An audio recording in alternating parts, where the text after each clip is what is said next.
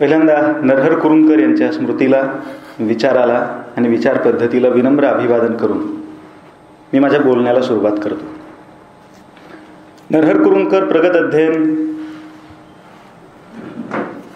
संशोधन केंद्र या संस्थेचे सन्माननीय पदाधिकारी, या संस्थेचे संचालक डॉक्टर श्रीनिवास पांडे सर आणि कुरुंदकर संशोधन संस्था वक्ता आणि तो मांडत असलेला विषय या तिन्हींच्याही प्रेमापोटी जमलेले आपण सगळे, यांना पहिल्यांदा आदरपूर्वक नमस्कार करून मी माझ्या विषय विवेचनाकडे वळतो.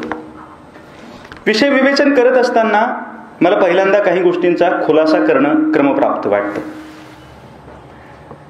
नरहर कुरुंदकर हे महाराष्ट्राच्या विचार विश्वाला अगदी वेगळं वळण देणारे विचारवंत म्हणून परिचित आहेत.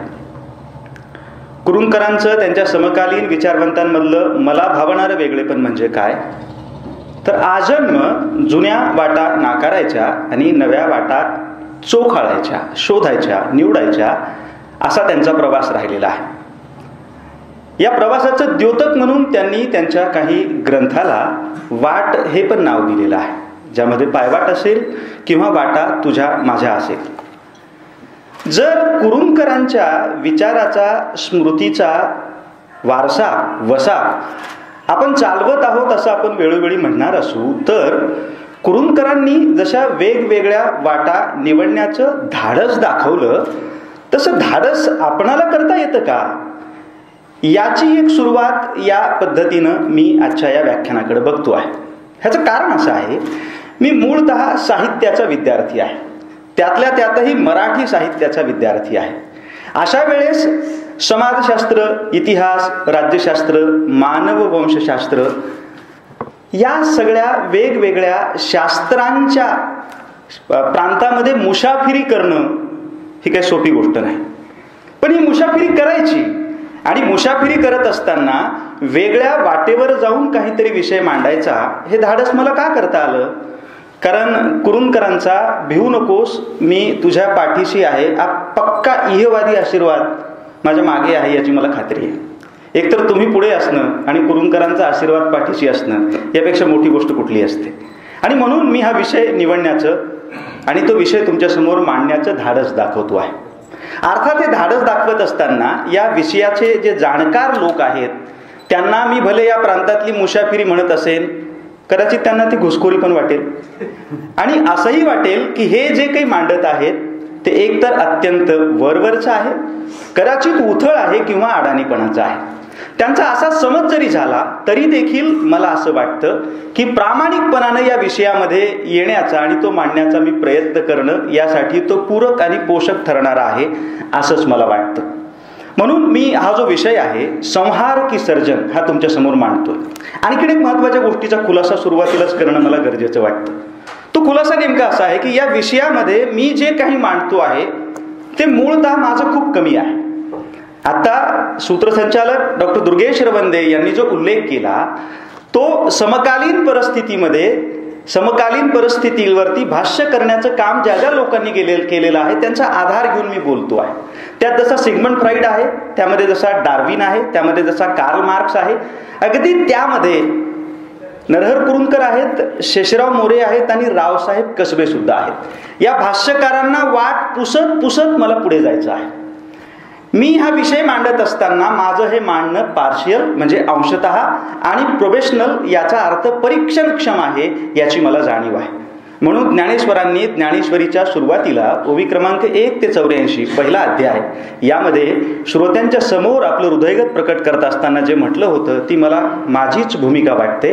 ज्ञानेश्वर असं म्हणाले होते, ना तरी बालक बोबडा बोली की वाकडा विचुका पाऊली, ते चोज करुणी माऊली रिझे जेवी, जैसे शारदीयेचे चंद्रकळे माझी अमृत कनकोवळे, ते वेचिता मने मवाळे चकोर तलगे, तैसे तुम्ही श्रोता अनुभवावी हे कथा अति हळुवारपणा चित्ता आणून या. इतक्या खुलासानंतर आणि प्रस्तावनेनंतर मी माझ्या विषयाकडे वळतो. संहार की सर्जन हे सूत्र घेऊन मी विषय विवेचन करतोय. विषय विवेचनाकडे वळण्यापूर्वी मला पहिल्यांदा ज्या अर्थानं मी ह्या संकल्पना वापरतो आहे त्या संकल्पनांचं स्पष्टीकरण देणं फार गरजेचं वाटतं. पहिल्यांदा संहार. संहार या मराठी शब्दाचा आपण जर विचार करायला गेलो तर विस्तारित शब्द रत्नाकर या शब्दकोशामध्ये याचा अर्थ आहे संक्षेप, संकोच, नाश किंवा उच्छाद. पैकी मी या व्याख्यानापुरता त्याचा अर्थ नाश किंवा उच्छाद या अर्थाने घेतो आहे. त्याहीपेक्षा इंग्रजी भाषेमध्ये डिस्ट्रक्शन अर्थात विध्वंस या अर्थाने जी शब्द संकल्पना वापरली जाते त्या अर्थाने मी हा शब्द या माझ्या विवेचनामध्ये वापरणार आहे. दुसरा शब्द आहे सर्जन. आता याला काही ठिकाणी सृजन असंही म्हटलेलं आहे. सर्जन किंवा सृजन याचा शब्द रत्नाकर मधला अर्थ आहे निर्मिती किंवा नवनिर्मिती. पैकी मी निर्मिती आणि नवनिर्मिती याहीपेक्षा इंग्रजीमध्ये क्रिएटिव्हिटी या शब्दाबद्दल जी परिभाषा वापरली जाते the act of creating new things या अर्थाने मी ही संकल्पना वापरतो आहे. अगदी थोडक्यात खूप लोक जे संभ्रमित झालेले आहेत की ही भानगड काय आहे नेमकी. किचकट गोष्ट जी असते ती किचकट गोष्ट आपणाला शक्यतो लवकर आकृष्ट करत नाही, मलाही आकृष्ट करत नाही. आणि किचकट गोष्ट जर असेल तर किचकट गोष्टीचा उलगडा करण्यासाठी माणूसही तितक्या ताकदीचा असावा लागतो. मी तितक्या ताकदीचा नाही या मर्यादांची मला जाणीव आहे. परंतु तरी सुद्धा the choice between the act of destruction and the act of creating new thing असं माझ्या विषयाचं सूत्र असणार आहे. थोडक्यात संहार करायचा की सर्जनाकडे वळायचं याबद्दलचा मानवी प्रवास तुमच्या समोर उलगडून दाखवावा, वेगवेगळ्या विद्याशाखांची बोट पकडून तुमच्या समोर उलगडून दाखवावा असा माझा प्रयत्न असणार आहे. सगळ्यात पहिल्यांदा तर आपल्या व्यावहारिक जीवनामधल्या काही उदाहरणांपासून सुरुवात करूया. जिच्यासोबत 7 जन्माची साथ निभावण्याच्या आणाभाका घेतल्या तिचं शिर धडापासून वेगळं करून तलवार घेऊन एक पठ्ठ्या पोलीस स्टेशन मध्ये येतो आणि भयंकर ताण आला होता मला, केलं तिचं धड वेगळं. इतक्या सहजतेनं बायकोला मारण्याचं समर्थन करतो. अगदी तितक्याच सहजतेनं धर्माने सांगितलंय आज्ञा आहे ईश्वराची म्हणून मारून टाकली काही माणसं, उडवून टाकली त्यांची शिर धडापासून वेगळी. इतक्या सहजतेनं जो काही नरसंहार केलाय त्या नरसंहाराचं केलं जाणारं समर्थन माध्यमांची सगळी पानं यांनी व्यापून गेलेली आहेत. जी मुद्रित माध्यम आहेत त्या पलीकडे जाऊन जेव्हा आपण इलेक्ट्रॉनिक मीडियाचा विचार करतो तेव्हा प्राईम टाईमवरच्या चर्चा याने व्यापून गेलेल्या आहेत. पण असं असताना सुद्धा काही वेळेस आपणाला अशाही बातम्या वाचायला, ऐकायला, पाहायला मिळतात ज्या बातम्यांमध्ये आपणाला दिसतं आपण जर किडनी एखाद्याला दिली, दान केली तर आपला मृत्यू अटळ आहे हे माहीत असताना सुद्धा एक प्राध्यापक अजिबातही ओळख नसलेल्या एका ट्रक ड्रायव्हरला आपली किडनी देऊन टाकतो. माहिती आहे कदाचित कुऱ्हाडीचा जो वार आहे तो आपल्यावरती येणार आहे माहीत असताना सुद्धा आदिवासीची जी एक जमात आहे ती जमात झाडांना मिठ्या मारून झाडांचा जीव वाचवण्याचा प्रयत्न करते. मग माणसाचा स्वभाव म्हणजे नेमका काय आहे? माणसाचा स्वभाव म्हणजे पहिली 2 उदाहरणं का माणसाचा स्वभाव म्हणजे नंतरची 2 उदाहरणं? पट्टदिशी विश्वास बसणारं मात्र आपणाला पहिली 2 उदाहरणं वाटतात आणि नंतर शेवटची दुसरी जी 2 उदाहरणं तुम्हाला सांगितली त्या 2 उदाहरणांकडे आपलं दुर्लक्ष होतं. म्हणजे मारा मरून जा हा स्वभाव आहे का जगा आणि जगून द्या हा स्वभाव आहे याच्याकडे आपल्याला जायचं. याच्याकडे जात असताना पहिल्यांदा आपल्याला उत्क्रांतीची यात्रा थोडीशी पडताळून बघावी लागणार आहे. मी जाणीवपूर्वक थोडासा मुद्द्यांचा आधार घेतोय. रवंदे सरांनी जो उल्लेख केला सभा गाजवणारा वक्ता आहे म्हणून मला कागदांची डायसची कसलीच गरज लागत नाही आणि मग मी भावनेच्या ओघामध्ये थोडासा वाहत जातो. वैचारिक काही बोलायचं असेल तर भावनेवरती थोडं नियंत्रण राखलं पाहिजे. हे नियंत्रणासाठी आहे इतकं तुम्ही समजून घ्या. पहिल्यांदा उत्क्रांतीच्या यात्रेकडे आपण वळूयात. असं मानलं जातं की विश्वाचा जन्म साधारणतः 13 अब्ज वर्षांपूर्वी झाला. नंतर 8 अब्ज वर्षांनी सूर्याचा जन्म, पृथ्वी त्यानंतर आणि त्यानंतर 1 अब्ज वर्षांनी म्हणजे सुमारे 3.5 अब्ज वर्षांपूर्वी जीवसृष्टीचे पहिले आविष्कार प्रकट झाले. असं म्हणतात की पृथ्वीवर जवळपास 20 लाख वेगवेगळ्या प्रकारचे जीव आहेत ज्याला शास्त्रीय भाषेमध्ये स्पेसीज असं म्हटलं जातं. या 20 लाख प्रजातींपैकी स्पेसीज पैकी एक स्पेसीज म्हणजे माणूस. शास्त्रीय भाषेमधलं नाव काही लोक म्हणतात होमो सॅपियन, काही लोक म्हणतात होमो सॅपियन सॅपियन. हा होमोसॅपियन हा 20 लाख जीवापैकी एक जीव. खरं तर 20 लाख प्रजातींपैकी अन्य कुठलीही प्रजाती माणसासारखी नाही. म्हणजे अन्य कुठल्याही प्रजातीची उत्क्रांती माणसासारखी घडून आलेली नाही. वानर, माकड, वानर ते नर हा माणसाच्या उत्क्रांतीचा अनुक्रम राहिलेला आहे. या अनुक्रमात काही महत्वाचे ठळक टप्पे आहेत. ज्या टप्प्याबद्दल आपण विचार करायला गेलो तर मला वाटतं हातांचा शोध हा पहिला टप्पा आहे, नंतर चाकाचा शोध आहे, नंतर अग्नीचा शोध आहे, नंतर शेतीचा शोध हा अत्यंत महत्वाचा आणि मध्यवर्ती टप्पा आहे. यासोबतच विवाह संस्था, कुटुंब संस्था, राज्य संस्था यांची पण माणसाने निर्मिती करणं, याही संस्था जन्माला घालणं हे पण माणसाच्या उत्क्रांतीमधले काही महत्वाचे टप्पे आहेत. पण हे सगळे टप्पे असताना सुद्धा अन्य कुठल्याही प्राण्याच्या उत्क्रांतीमध्ये आपल्याला असे टप्पे आढळत नाहीत. एकट्या माणसाला मग ती निर्मिती भाषेची असेल की ती निर्मिती संस्थांची असेल करावं असं नेमकं का वाटलं? एरिक फ्रॉम नावाचे 20व्या शतकामधले एक अत्यंत महत्वाचे तत्वज्ञ आहेत. त्यांनी मॅन फॉर हिमसेल्फ नावाचा एक ग्रंथ लिहिलाय. त्या ग्रंथामध्ये माणसाने ही निर्मिती का केली याची उकल शोधण्याचा प्रयत्न ते करत आहेत. त्यांनी असं म्हटलेलं आहे की मानव हाही खरे तर एक प्राणीच, पण अन्य प्राणी मात्रावरून वेगळा. मानवेतर प्राणीसृष्टी निसर्गात त्याच्याशी संवादी असे जीवन जगत राहिली, मग एकटा मानव प्राणीच निसर्गातून वर कसा आला? मानवेतर प्राणीसृष्टी आणि मानव प्राणी यात जीवशास्त्रीय दृष्ट्या नेमका काय मूलभूत फरक आहे याचं विवेचन करत असताना एरिक फ्रॉम असं म्हणतात, माणूस जैविक दृष्ट्या आणि जीवशास्त्रीय दृष्ट्या सर्वाधिक कमजोर प्राणी आहे. अन्य प्राण्यांच्या तुलनेत माणूस हा कमजोर आहे हे मला थोडंसं मोठ्या आवाजात उच्चरवात सांगणं भाग आहे. कारण माणूस म्हणजे 20 लाख प्रजातींपैकी सगळ्यात ग्रेट आहे असं जे आपल्याला वाटत असतं त्याला, त्या वाटण्याला मॅन फॉर हिमसेल्फ यामधलं एरिक फ्रॉम यांचं संशोधन, यांचं म्हणणं छेद देत आहे. जैविक दृष्ट्या सर्वाधिक कमजोर आहे. सर्वाधिक कमजोर यासाठी आहे की अन्य जे जीव आहेत, अन्य ज्या प्रजाती आहेत, त्या प्रजाती निसर्गात जसे बदल होतात त्या बदलांना प्रतिसाद देत जगत जातात. त्यांची अडॅप्टेशन कॅपॅसिटी खूप चांगली आहे. माणूस असा एकमेव प्राणी आहे जो निसर्गात होणाऱ्या बदलाला प्रतिसाद देऊन जगू शकत नाही. परिणामी माणसाला जगायचं असेल तर निसर्गाला प्रतिसाद देता देताच त्याचा प्रतिकार करणं पण भाग आहे. आणि जर त्याचा प्रतिकार करायचा असेल तर निसंशयपणानं माणूस जो आहे तो माणूस अन्य प्रजातींपेक्षा वेगळा झालेला आहे. एरिक फ्रॉम यांनी हे विवेचन करत असताना पुढे असं म्हटलेलं आहे की मानव प्राण्याला प्राणीसृष्टीतून वेगळा आणि निसर्गातून वर आणणारा पहिला मूलभूत घटक म्हणजे जैविक कमजोरी आहे. या जैविक कमजोरीमुळे अन्य प्राणी जे आहेत ते अन्य प्राणी निसर्गाला प्रतिसाद देत जगत राहिले. माणूस हा एकटा असा प्राणी आहे जो निसर्गाला प्रतिकार करत राहिला. म्हणजे सरळ साधी विभागणी अशी झाली की अन्य प्राणी निसर्गाशी संवादी जीवन जगत राहिले, माणूस मात्र निसर्गाशी प्रतिवादी जीवन जगत राहिला. माणसाकडे हे जे काही मर्यादा आहे या मर्यादेच्या माध्यमातून माणसाने काही महत्वाच्या गोष्टी केलेल्या आहेत. या महत्वाच्या गोष्टीपैकी काय केलेलं आहे? माणसाने पहिल्यांदा तर निसर्गाला आकार द्यायला सुरुवात केलेली आहे.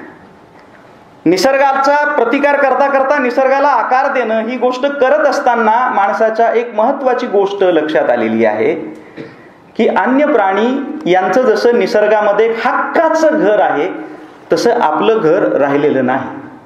उत्क्रांतीच्या टप्प्यामध्ये अन्य प्राणी जसे एक सुरक्षित कोशामध्ये आहेत, कवचामध्ये आहेत, ती सुरक्षितता आपल्याला लाभलेली नाही हे माणसाच्या लक्षात आले. नंतरच्या कालखंडामध्ये माणसाला बुद्धी, विवेक आणि कल्पनाशक्ती यांच्या विकासाबरोबर आणखीन एक महत्वाची गोष्ट कळालेली आहे. मी खरं तर त्याला त्रिकाल भान आलं असं म्हणतो. म्हणजे पहिल्यांदा त्याला स्वतःची जाणीव झाली, आत्मजाणीव, अन्य कुठल्याही प्राण्यालाही झाली नाही. नंतर त्याला कालभान आलं आणि नंतर त्याला विश्वभान आलं किंवा सृष्टीभान आलं. हे 3 भान माणसाला आले आणि त्याला कळालं की आपण एका दिवशी एका क्षणी मरणार आहोत. अन्य प्राणी आणि माणूस यांच्यामधला आणखीन एक मूलभूत फरक म्हणजे माणसाला, एकट्या माणसाला मृत्यूची जाणीव आहे. बघा, एकीकडे परतीचा रस्ता बंद आहे आणि दुसरीकडे मृत्यू टाळता येत नाही, तो अटळ आहे.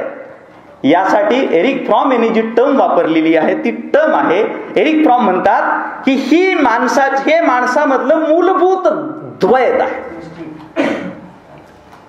त्यासाठी त्यांनी वापरलेला जो शब्द आहे तो आहे एक्स्टेन्शियल डिकोटॉमी इन मॅन. पहिलं मूलभूत द्वैत आहे. परत तर जाता येत नाही आणि मृत्यू तर टाळता येत नाही. परत जाता येत नाही आणि मृत्यू टाळता येत नाही. अशा वेळेस माणसाला हवंसं काय वाटलं, त्याला मी म्हणतो आहे सर्जन, त्याला मी म्हणतो आहे सृजन, त्याला मी म्हणतो आहे क्रिएटिव्हिटी. एरिक फ्रॉम यांनी जसं सांगितलेलं आहे, असुरक्षित, भयग्रस्त, बेचैन झालेल्या माणसाने हे द्वैत मिटविण्यासाठी सतत नवनवे पर्याय शोधलेले आहेत. निर्मिती म्हटल्यानंतर आपल्यामध्ये आणखीन एक असा अपसमज आहे, निर्मिती म्हटले की पहिल्यांदा आपल्याला कवीच आठवतो. तशी चांगली गोष्ट काही वाईट नाही, पण निर्मिती म्हणजे फक्त कविता नाही. निर्मिती याचा अर्थ फक्त चित्रकलाही नाही. निर्मिती याचा अर्थ फक्त शिल्पकलाही नाही. निर्मिती म्हणजे अशी गोष्ट जी या विश्वातून एक पर्यायी विश्व तुम्हाला निर्माण करू देते, ज्याला आपल्याला बेबी युनिव्हर्स म्हणता येईल. एक पर्यायी विश्व, आणि एकटा माणूस आहे जो एक पर्यायी विश्व निर्माण करू शकला आहे. आणि हे पर्यायी विश्व निर्माण करत असताना त्याने कुठल्या कुठल्या गोष्टी केलेल्या आहेत, तर आपण आता ज्या ज्या शोधांबद्दल बोललेलो आहोत ते सगळे शोध माणसाने लावलेत. फक्त एवढे शोधच लावले असे नाही, तर माणसाने या बेबी युनिव्हर्ससाठीच नंतरच्या कालखंडामध्ये परमेश्वर सुद्धा जन्माला घातलेला आहे. देवदेवतांच्या कल्पना माणसाने जन्माला घातल्या, धर्म माणसाने जन्माला घातला, तत्वज्ञान माणसाने जन्माला घातली, आणि सगळ्या कला ज्या आहेत त्या सगळ्या कला सुद्धा माणसाने जन्माला घातलेल्या आहेत. आता बऱ्याचदा आपणाला असं वाटतं की हे जे मूलभूत द्वैत, या मूलभूत द्वैतातून या सर्जनाच्या किंवा सृजनाच्या बळावरती माणसाला बाहेर पडता आलं नाही. कुठल्या पण मोठ्या कलावंताला त्याला त्याच्या कलाकृतीच्या नंतर काय वाटतं असं जर विचारलं तर तो म्हणतो मला अधिक अस्वस्थ वाटतं. खरं तर ती निर्मिती केल्याच्या नंतर त्यानं स्वस्थ असायला पाहिजे होतं. जेव्हा तो निर्मितीत रंगून गेलेला असतो तेव्हा त्याला भान नसतं, तेव्हा एका दृष्टिकोनातून त्याला समाधान वाटत असतं. पण जेव्हा ती निर्मिती त्याची पूर्ण होते, हातावेगळी तो निर्मिती करतो, तेव्हा मात्र तो प्रचंड अस्वस्थ झाल्याचा आपल्याला दिसतो. जगाच्या पाठीवरती जे सगळे मोठमोठे कलावंत आहेत, या मोठमोठ्या कलावंताची परिस्थिती यापेक्षा वेगळी राहिलेली नाही. आणि म्हणून मूलभूत द्वैत जे आहे त्या द्वैतातनं बाहेर पडण्यासाठी जे सर्जन आपण करतो आहोत ते सर्जन सुद्धा अपुरं ठरतंय असं माणसाला वाटायला लागलं. बघा, उत्क्रांतीचे काही अभ्यासक काय मानतात माहितीये का? उत्क्रांतीच्या काही अभ्यासकांचं असं मत आहे की ज्या मूलभूत द्वैताबद्दल बोलतोय आपण आता, या मूलभूत द्वैताबद्दल बोलत असताना सर्जन फक्त माणसाला मूलभूत द्वैतातून बाहेर काढत नाही. काही लोक लगेच्या लगे असं म्हणतील की जे सर्जन आहे त्याच कालखंडामध्ये माणसाने शस्त्रास्त्रांची निर्मिती केली. हो, दगडी हत्यारांची निर्मिती नेमकी त्याच कालखंडामध्ये आहे. आता दगडी हत्यारांची निर्मिती करणारा जो माणूस आहे, हा माणूस काही सर्जनासाठी निर्मिती करत नव्हता. कुठं ना कुठं त्याला संहार अपेक्षितच होता ना. मग संहार की सर्जन यामध्ये संहाराची बाजू, संहार पण आहे, हे तुम्ही कसं मान्य करत नाहीत? तर मला असं वाटतं की पहिल्या टप्प्यामध्ये माणसाने जी दगडी हत्यारं बनवली, मान्य आहे ती शिकारीसाठी बनवली असतील, मान्य आहे त्या माध्यमातून माणूस शिकार करत असेल, परंतु तरी सुद्धा ती हत्यारं पहिल्यांदा तर त्यानं आत्मसंरक्षणासाठी बनवली, आणि नंतर ती जी हत्यारं आहे ती हत्यारं त्यानं शिकारीसाठी बनवली. आत्मसंरक्षण आणि सोबत उदरनिर्वाह हे शस्त्रास्त्राची निर्मिती करण्यामागचे त्याचे दोन महत्वाचे हेतू होते. आणि एक गोष्ट लक्षात घ्या, शस्त्रास्त्रांचा शोध आणि चित्रांचा शोध याचा कालखंड जवळपास सारखाच आहे. एक अत्यंत महत्वाचा उत्क्रांती यात्रा मांडणारा एक शास्त्रज्ञ आहे. त्या शास्त्रज्ञाचं नाव आहे ब्रोनोवस्की. जे ब्रोनोवस्की यानं आपल्या द एसेंट ऑफ मॅन या ग्रंथात एक महत्वाची गोष्ट नोंदवली. तो म्हणतोय होमो इरेक्टस हा जो टप्पा आहे हा माणसाच्या उत्क्रांतीमधला खूप महत्वाचा टप्पा आहे. आता होमो इरेक्टस म्हणजे काय, मी थोडं त्याचं सोप्या पद्धतीनं स्पष्टीकरण करण्याचा प्रयत्न करतो. होमो इरेक्टस याचा अर्थ जेव्हा माणूस 4 पायावरनं चालणं सोडून 2 पायावरती उभा राहायला शिकला आणि 2 पाय जे आहेत ते हात म्हणून त्याचे मोकळे झाले, असा इरेक्ट होणारा माणूस, इरेक्ट होणारी अवस्था म्हणजे होमो इरेक्टस. माणसाला जेव्हा वरकड हाताची देणगी प्राप्त झाली, ही देणगी प्राप्त झाल्यावर त्यानं स्वसंरक्षणासाठी आणि शिकारीसाठी, उदरनिर्वाहासाठी जशी शस्त्रास्त्र शोधली, शिकार केली, त्याच पद्धतीनं अंधाऱ्या गुहेमध्ये जाऊन त्यानं चित्र सुद्धा काढायला सुरुवात केली. चित्र का काढली आणि चित्र काढली तर अंधाऱ्या गुहेमध्ये का काढली? हा उत्क्रांतीमधले जे शास्त्रज्ञ आहेत त्यांच्यासमोरचा खूप मोठा यक्ष प्रश्न होता. कशासाठी? तर जी प्राणीसृष्टी त्याच्या आजूबाजूला होती ती प्राणीसृष्टी कुठं ना कुठं त्याचे मन आणि मेंदू व्यापून राहत होती. परिणामी त्यानं जो भूतकाळ पाहिला तो गोठवून ठेवण्यासाठी त्याला चित्रकला महत्वाची वाटली आणि भविष्याकडे जे जायचं आहे त्याचं सूचन करण्यासाठी पण त्याला चित्रकला महत्वाची वाटली. म्हणजे ज्या त्रिकालबाणाबद्दल आपण बोललो तो भूतकाळ, वर्तमान काळ आणि भविष्यकाळ. अन्य प्राणी फक्त वर्तमान काळापुरता विचार करतात किंवा वर्तमान काळातच जगतात. काळाची दुसरी कुठलीही जी गोष्ट आहे किंवा जे भान आहे त्यांना नसतं. माणूस मात्र या चित्रकलेच्या माध्यमातून सुद्धा आपण समजून घेऊ शकतो की तो काय करतोय, चित्रकलेच्या माध्यमातून त्रिकाल भानाला पकडण्याचा प्रयत्न करतोय. म्हणजे एकीकडे शस्त्रास्त्राची निर्मिती आणि दुसरीकडे चित्रकलेची निर्मिती किंवा चित्रकला माणसाच्या हाताशी लागणं, याला नुसता योगायोग नाही म्हणता येणार. तर याला मला असं वाटतं की जर संहार, ज्याला आपण शस्त्राच्या बळावरती केला जाणारा संहार हा खूप महत्वाचा मूलभूत आहे असं मानणार असू, तर त्याही पेक्षा सुद्धा कला किंवा सर्जन हे माणसाला जास्त मूलभूत वाटलेलं आहे. बघा, एक महत्वाची गोष्ट मला पुढच्या टप्प्याकडे तुम्हाला घेऊन जात असताना करायचं म्हणजे सर्जन माणसाला जर इतकं महत्वाचं वाटत होतं तर नंतरच्या कालखंडामध्ये अन्य कुठलाही प्राणी स्वतःच्या प्रजातीच्या विरोधामध्ये स्वतःच्या प्रजातीला संपवून टाकण्यासाठी पुढे आला नाही किंवा स्वतःची प्रजाती नष्ट करण्यासाठी त्याने शस्त्र हातामध्ये घेतलं नाही. शस्त्र असण्याचा प्रश्नच नाही, पण प्रजातीच्या विरोधामध्ये उभा राहिला नाही. एकटा माणूस का उभा राहिला? ह्याच्या पाठीमागची नेमकी कारण काय आहे? तर मानवी उत्क्रांतीच्या ह्या ज्या अवस्था आहेत या अवस्थेबद्दल बोलत असताना बहुतांशी शास्त्रज्ञांचं यावरती एकमत झालेलं आहे की जोपर्यंत अन्न संकलक अवस्थेमध्ये माणूस होता तोपर्यंत सर्जन हे त्याच्या लेखी जास्त महत्वाचं होतं. तोपर्यंत क्रिएटिव्हिटी हे त्याच्या लेखी जास्त महत्वाची होती. कार्ल मार्क्स तुम्हाला माहिती आहे किंवा मार्क्सवादी तत्वज्ञानामध्ये, साम्यवादी तत्वज्ञानामध्ये असं मानलं जातं ज्या काही महत्वाच्या अवस्था मानल्या जातात त्यामध्ये पहिली अवस्था अन्न संकलक अवस्था आहे, नंतर अन्न उत्पादक अवस्था आहे, नंतर माहिती अन्न उत्पादक अवस्थेच्या नंतर सरंजामशाही अवस्था ज्याला म्हणतो, भांडवली अवस्था म्हणतो, समाजवाद, साम्यवाद, हे सगळे सुज्ञ श्रोत्यांना माहिती आहे. अन्न संकलक अवस्थेमधून अन्न उत्पादक अवस्थेमध्ये माणूस जेव्हा गेला तेव्हा नेमकं घडलं काय? अन्न उत्पादक अवस्थेमध्ये माणूस गेल्यानंतर त्याला पहिल्यांदा स्थैर्य मिळालं. जसा माणूस स्थिर झाला तशी एक अतिशय महत्वाची गोष्ट घडून आली. ती महत्वाची गोष्ट होती माणसाने संस्कृती निर्माण केली. भटक्या अवस्थेमध्ये असताना माणसाला संस्कृती निर्माण करता आली नाही. स्थैर्य मिळाल्याबरोबर माणसाने संस्कृतीची निर्मिती केली. पण जशी संस्कृतीची निर्मिती केली अगदी त्याच बरोबर सर्जन बाजूला पडणं आणि संहार पुढे येणं या गोष्टी पण घडलेल्या आहेत. विचित्र वाटेल आपणाला, पण स्थैर्याची अवस्था आल्यानंतर याच कालखंडामध्ये जर आपण जागतिक परिप्रेक्षात बोलणार असू तर वर्गनिर्मिती घडून आली आणि भारतीय परिप्रेक्षात बोलणार असू तर वर्णनिर्मिती घडून आली. वर्ग आणि वर्ण हे स्थैर्यातून जन्माला आलेले आहे. अर्थात इथं पण मानव जातीमधल्या सगळ्याच टोळ्यांनी, सगळ्याच समूहांनी स्थैर्य स्वीकारलं नाही. हा मोठा बौद्धिक संघर्षाचा काळ होता, स्थैर्य स्वीकारायचं की नाही स्वीकारायचं. ज्यांनी स्थैर्य स्वीकारलं ते वरिष्ठ वर्गामध्ये जमा झाले, वरिष्ठ वर्णामध्ये जमा झाले. ज्यांनी हे स्थैर्य लवकर स्वीकारलं नाही त्यानंतर मात्र ही जी वर्ण व्यवस्था आणि वर्ग व्यवस्था आहे ती वर्ग व्यवस्था खाली, ज्याला आपण म्हणतो ना वेगवेगळे 4 वर्ण आणि वर्ग, या पद्धतीनं ही जी व्यवस्था आहे ती ही व्यवस्था वाढत गेली. आता माणसाच्या उत्क्रांती अवस्थेवरती आपण जेव्हा नजर टाकतो तेव्हा नजर टाकल्यावर आपल्याला लक्षात येतं की माणसाला जेव्हा स्थैर्याची अवस्था मिळाली तेव्हा तो संहाराकडून, सर्जनाकडून संहाराकडे वळला. आणि संहाराकडे वळत असताना नेमक्या कुठल्या कुठल्या गोष्टी घडल्या? एकदा का वर्ग व्यवस्था आणि वर्ण व्यवस्थेचा जन्म झाला की वर्ग संबंध आणि वर्ण संबंध म्हणजे हितसंबंध टिकवून ठेवण्यासाठी माणसाला धर्मशास्त्रांची गरज भासू लागली, माणसाला तत्वज्ञानाची गरज भासू लागली. पहिल्या टप्प्यामध्ये अन्न संकलक अवस्थेमध्ये पण माणसाचं तत्वज्ञान होतं. उत्क्रांतीचे अभ्यासक असं म्हणतात त्या कालखंडामध्ये जे तत्वज्ञान होतं जगभरामध्ये, त्यासाठी त्यांनी वापरलेला संकल्पना आहे टॅबू, TABU. ह्याचा अर्थ काय आहे? तेव्हा सुद्धा नीती होती पण त्या नीतीला कुठलीही चौकट नव्हती. ह्या टॅबू किंवा ताबूवरती सगळेच्या सगळे जे आचारसंहिता आहे ती आचारसंहिता चालवली जात होती.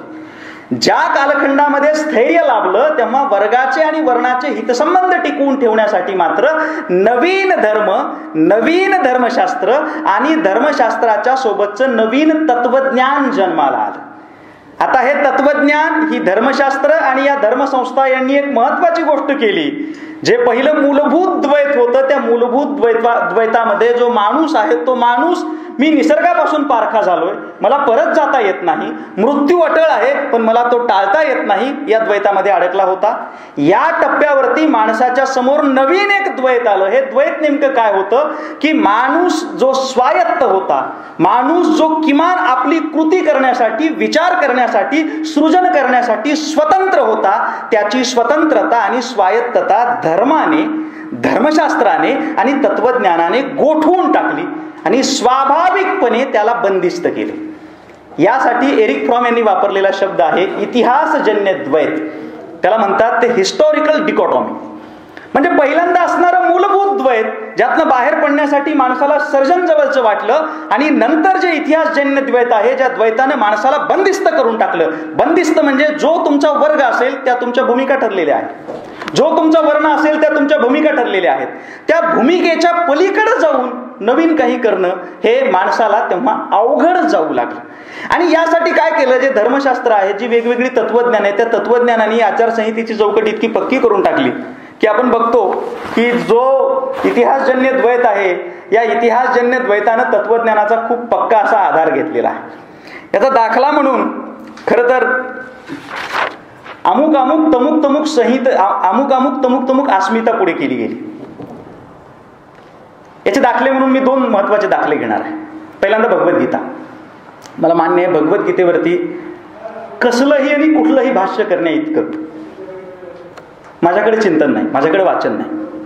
पण तरी सुद्धा ज्या या वेगवेगळ्या विद्याशाखांचा अभ्यास करत असताना माझ्या हाताशी लागलं किंवा जे लोकांनी मांडलं ते तुमच्यापर्यंत पोहोचवत असताना जी भगवद्गीता आहे या भगवद्गीतेनी हे वर्ग आणि विशेषत्वाने वर्ण व्यवस्थेच्या बंदिस्तीकरणासाठी काय केलं याचा दाखला आपल्याला घ्यावा लागेल. एक महत्वाची गोष्ट लक्षात घ्या. मानवी उत्क्रांतीमध्ये जेव्हा हे स्थैर्य आलं आणि या स्थैर्याच्या अवस्थेमध्ये भगवद्गीतेसारखं तत्वज्ञान जन्माला आलं. आता भगवद्गीता जी आहे ती भगवद्गीता काही लोक महाभारताचं एक्सटेन्शन मानतात. म्हणजे महाभारतामध्ये भीष्म पर्वामध्ये 20 ते 40 हे जे खंड आहेत किंवा हे जे अध्याय आहेत यामधले 18 अध्याय म्हणजे भगवद्गीता. काही लोक म्हणतात नाही, अजिबात नाही, ती स्वतंत्र आहे. या दोन्ही गोष्टी जरी असल्या तरी भगवद्गीता असा भारतामधला एकमेव ग्रंथ आहे ज्या ग्रंथावरती सर्वाधिक भाष्य झालेली आहे. आणि बहुतांशी जे भाष्यकार आहेत त्या भाष्यकारांनी काय केलेलं आहे, भाष्यकारांनी एक महत्वाची गोष्ट सांगितलेली आहे की अर्जुन हा क्षत्रिय होता, लढणं हा त्याचा धर्म होता आणि हा जो धर्म आहे या धर्माचं पालन तो करत नसल्या कारणामुळे तो म्हणत होता की माझ्या समोर सगळेच्या सगळे माझे आप्तजन आहेत, माझे स्वकीय आहेत, यांच्या विरोधामध्ये मी लढायचं कसं. जर माझ्या हातात शस्त्र असेल तर ते शस्त्र मी स्वसंरक्षणासाठी किंवा शिकारीसाठी वापरणं एक वेळ ठीक आहे किंवा शत्रूचा पराभव करण्यासाठी वापरणं पण शक्य आहे. पण जे स्वजन आहेत, जे माझे आप्तजन आहेत, कौरव असतील, द्रोणाचार्य असतील, भीष्म असतील, कुणी असतील, ते माझे आप्तजन आहेत, माझे रक्तसंबंधी आहेत, त्यांच्या विरोधामध्ये मी शस्त्र कसं वापरायचं हा अर्जुनाच्या समोर पडलेला पेचप्रसंग आहे. आणि अशा वेळेस भगवान श्रीकृष्ण जे आहेत त्या भगवान श्रीकृष्णाने त्याला त्याच्या क्षात्रधर्माची आठवण करून दिली आणि त्याला सांगितलं, बाबा रे, तुझ्या भूमिका ठरलेल्या आहेत, तू का विचार करतोयस, तुझी भूमिका ठरली की नाही. एखादा दिग्दर्शक सांगतो की नाही तुझी भूमिका ठरली आहे, भूमिके बरहुकूम तुला वागावं लागेल. इथं दिग्दर्शकाच्या भूमिकेत आहेत श्रीकृष्ण आणि ते सांगत आहेत तुला तुझ्या भूमिके बरहुकूम वागावं लागेल आणि क्षात्र धर्माचं पालन तुला करावं लागेल. जर क्षात्र धर्माचं पालन तू करणार नाहीस तर होईल काय, स्वाभाविकच तुझं पुरुषत्व, तुझा पुरुषार्थ स्खलित होईल, कदाचित तू स्त्रय नाही होशील. विनोबांनी गीताईमध्ये या अवस्थेचं जे वर्णन केलेलं आहे अर्जुनाच्या, गात्रेची गळती माझी होत असे तोंड कोरडे. अर्जुन जो आहे तो अर्जुन हैराण झालाय आणि तो म्हणतोय की माझी गात्र गळतायत. आणि स्वाभाविक गात्र गळणं, तोंड कोरडं पडणं ही काही पुरुषत्वाची लक्षणं असतात का. आणि म्हणून स्वाभाविकच तुझा जो पुरुषार्थ आहे तो स्खलित होईल, यासाठी तुला हातामध्ये शस्त्र घ्यावं लागेल. खरं तर ही अवस्था एकट्या अर्जुनाची नव्हती, ही अवस्था भीमाची पण होती. भीमही म्हणतो हे युद्ध करणं गरजेचं आहे का, युधिष्ठिर पण म्हणतो हे युद्ध करणं गरजेचं आहे का. इतकंच नव्हे, भीष्म जे कौरव सेनेचे सेनापती आहेत ते पण म्हणत आहेत एकतर युद्ध करणं गरजेचं आहे का, आणि जर युद्ध झालं तर पांडवांचा विजय अटळ आहे. इतकंच नव्हे, द्रोणाचार्य सुद्धा पांडवांच्याच बाजूने आहेत. म्हणजे या सगळ्यांना असं वाटते की युद्ध नको. पण जर युद्ध नको वाटत असेल तर क्षात्र धर्माचं काय. क्षात्र धर्माचं पालन म्हणजे वर्ग संबंधाचं हित जे आहे ते राखण्यासाठी युद्ध होणं अटळ आहे. आणि या ठिकाणी तत्वज्ञान जे आहे, या तत्वज्ञानानं, या कालखंडामध्ये उद्भवलेल्या तत्वज्ञानाने एक महत्वाची गोष्ट अशी केली की क्षात्र धर्माची किंवा वर्ग संबंधाची जी हितसंबंधाची चौकट आहे ती चौकट प्रमाण मानून अर्जुनाला हातामध्ये शस्त्र घेणं भाग पडलं. अर्जुनाने शस्त्र घेतलं, युद्ध झालं महाभारताचं. आणि महाभारताच्या युद्धाचा शेवट काय झाला आपल्याला माहिती आहे. शेवटाबद्दल आपण काही फार बोलत नाही. शेवट काय झालं, महाभारताच्या युद्धामध्ये खरं तर पांडवांचा विजय झाला, पण जो संहार आहे तो संहार बघून एक विमनस्क अवस्था सगळ्या पांडवांना आलेली आहे. ज्या विमनस्क अवस्थेबद्दल अर्जुन बोलत होता श्रीकृष्णाला, ती विमनस्क अवस्था अर्जुनाला श्रीकृष्णाने हातामध्ये शस्त्र घ्यायला लावल्याच्या नंतर सुद्धा आलीच. या ठिकाणी मला एक महत्वाची गोष्ट आणखी नोंदवायची आहे. अशीच अवस्था जी आहे ना ती नेमकी गौतम बुद्धाची सुद्धा झालेली आहे. या गौतम बुद्धाच्या अर्जुनासारख्या अवस्था होण्याचा जो पुरावा आहे तो आपणाला अत्तदंड सूक्तामध्ये सापडतो. काय घडलं होतं मला तुमच्या समोर स्पष्ट केलं पाहिजे. रोहिणी नदीच्या पाणी वाटपावरून सिद्धार्थ आणि त्याच्या भाऊबंधामध्ये भांडण उत्पन्न झालं. आता हा पाणी प्रश्न जर सोडवायचा असेल तर काय करायचं. दोन्ही बाजूंनी आपापली सैन्य जमा केली आणि ते युद्धासाठी तयार झाले. दोन्ही बाजूची सैन्य तयार झाल्याच्या नंतर गौतम जो आहे तो गौतम मध्ये उतरतोय आणि मध्ये उतरून काय म्हणतोय की नाही, हे युद्ध नको, हे युद्ध करू नका. गौतमानं या अवस्थेबद्दल खरं तर नंतर लिहून ठेवलेलं आहे. तो म्हणतो की ते सगळं सैन्य बघून आणि त्या युद्धातून होणारा संहार बघून मला विमनस्क अवस्था आहे. मी थांबवा अशी विनंती केली. युद्ध काही मी फार थांबवू शकलो नाही, पण नंतरच्या कालखंडामध्ये जे काही क्षात्र धर्माने सांगितलेलं आहे त्याची चौकट मोडून विमनस्क झालेला गौतम बाजूला झाला आणि तोच गौतम नंतर बुद्ध झाला. म्हणजे विमनस्क अवस्थेतून बाहेर पडलेला गौतम युद्ध टाळून, आपली भूमिका टाळून, आपला वर्गसंबंध टाळून, हितसंबंधाची पर्वा, चौकटीची पर्वा न करता बुद्धत्वाकडे जातो आहे. आणि दुसरीकडे अर्जुनाच्या मनामध्ये पण हा संवेदनशील प्रश्न आहे. पण या संवेदनशील प्रश्नासाठी त्याला श्रीकृष्णाने जे उत्तर दिलं, त्याच्या गुरुनं जे उत्तर दिलं, भगवंताने जे उत्तर दिलं ते त्याला प्रमाण मानणं भाग आहे. कधी कधी माझ्यासारख्या अल्पबुद्धीच्या माणसाला असं वाटतं की गुरु मानून अर्जुनाने जे केलं ते गुरु नसल्यामुळं गौतम बुद्धाला करणं सोपं गेलं का. जे गुरुत्व अनिवार्य आहे म्हणून सांगितलं गेलं ते गुरुत्व अनिवार्य असणं म्हणजे हितसंबंधाची चौकट पुढे चालवण्यासाठी अनिवार्य असणं आहे का, याचा पण आपण थोडासा गंभीर होऊन विचार केला पाहिजे. पण आपल्या एकूण तत्वज्ञानाच्या यात्रेमध्ये गौतमाची भूमिका, अर्जुनाची भूमिका योग्य आहे का, श्रीकृष्णाची भूमिका योग्य आहे याच्याबद्दलची फार चर्चा झाल्याचं आढळत नाही. भगवद्गीतेवरती जी बहुतांशी भाष्य झाली वेगवेगळ्या कालखंडात झाली, ज्या ज्या कालखंडात झाली त्या त्या कालखंडाचा जो परिणाम आहे त्याच्यावरती झालेला आहे. सगळ्यांनी जे क्षात्रतेज नष्ट झालेलं आहे ते परत एकदा परजण्यासाठी, ते परत एकदा पुढे आणण्यासाठीच भगवद्गीतेचा विचार केलाय. पण मला वाटतं माणूस म्हणून अंगी असणारी जी संवेदनशीलता आहे, हिंसेबद्दल वाटणारा जो तिटकारा आहे तो सांगण्यासाठी अर्जुन आणि जो गौतम बुद्ध यांची भूमिका पुढे यायला काय हरकत होती, पण ही भूमिका पुढे आली नाही. याचं महत्वाचं कारण म्हणजे इतिहासजन्य द्वैत आहे. या इतिहासजन्य द्वैतानं भूमिका ठरवून टाकल्या आणि त्या भूमिका ठरवून टाकल्यामुळं माणूस जो आहे तो स्वतंत्रपणाने विचारच करेन असा झाला. अर्थात यामध्ये सुद्धा काही लोकांनी स्वतंत्रपणाने विचार केलेला आहे, पण आपण समस्त मानवजातीचा जेव्हा विचार करतो तेव्हा आपणाला हा विचार फारसा पुढे गेलेला आढळत नाही. एक महत्वाची गोष्ट पुढे झालेली आहे. जर इतिहासजन्य हे जे द्वैत आहे हे द्वैत जर टिकवून ठेवायचं असेल तर काय करावं लागेल. हे टिकवून ठेवण्यासाठी काही महत्वाच्या गोष्टी करण्यात आल्या. यातली पहिली महत्वाची गोष्ट करण्यात आली इतिहासजन्य द्वैत आणि मूलभूत द्वैत हे जे आहे यामध्ये इतिहासजन्य द्वैत हेच मूलभूत द्वैत आहे असं सांगण्यात आलं. म्हणजे काय बघा, मूलभूत द्वैत काय आहे. मूलभूत द्वैत असं आहे निसर्गात परत जाता येत नाही, मृत्यू टाळता येत नाही. इतिहासजन्य द्वैताने का सांगितलं? जर मृत्यू टाळायचा असेल तर तुला आमच्या आश्रयाला यावं लागेल. जर मृत्यू टाळायचा असेल तर तुला ठराविक तत्वज्ञानाचा, ठराविक धर्मग्रंथाचा, ठराविक धर्मसत्तेचा जे काही म्हणणं आहे ते तुला मान्य करावं लागेल. म्हणजे इतिहासजन्य द्वैत आणि मूलभूत द्वैत यामधली सीमारेषा पुसट केली गेली.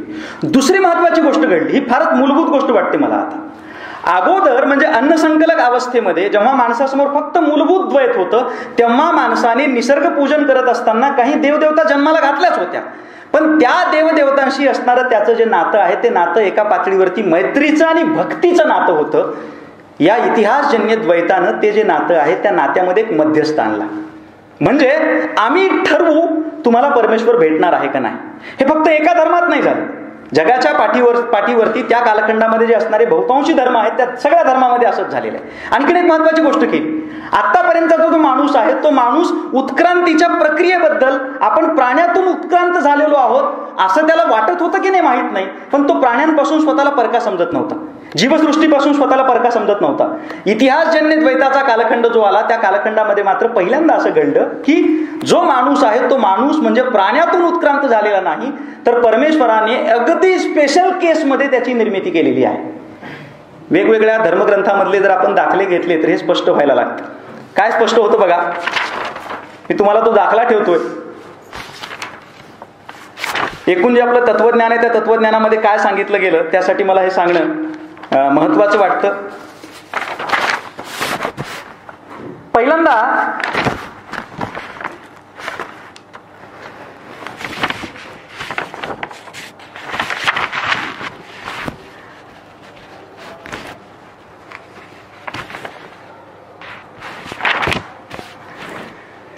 आपण दाखला घेऊयात तो म्हणजे ऋग्वेदाचा.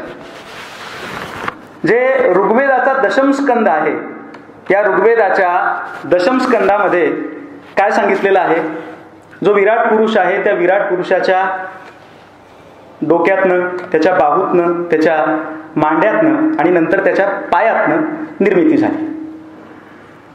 बायबल मधला जो जुना करार आहे, ओल्ड टेस्टामेंट, त्यामध्ये पण असा उल्लेख सापडतो, then God created man as himself.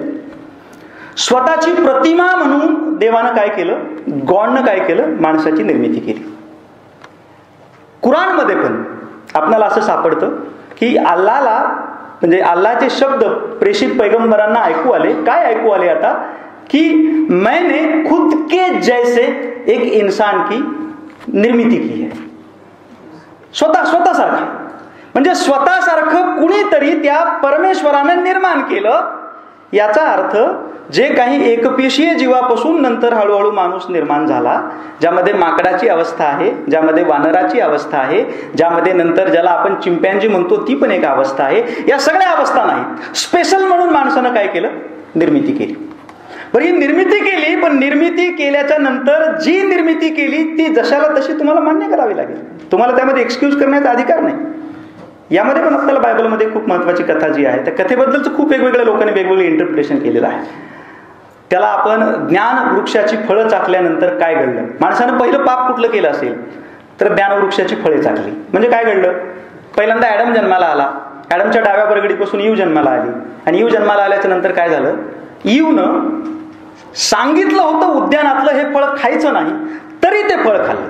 फळ खाल्ल्यानंतर पहिल्यांदा अशी जाणीव झाली की आपण नग्न आहोत, आपण वेगळे आहोत, ॲडम काहीतरी वेगळा आहे.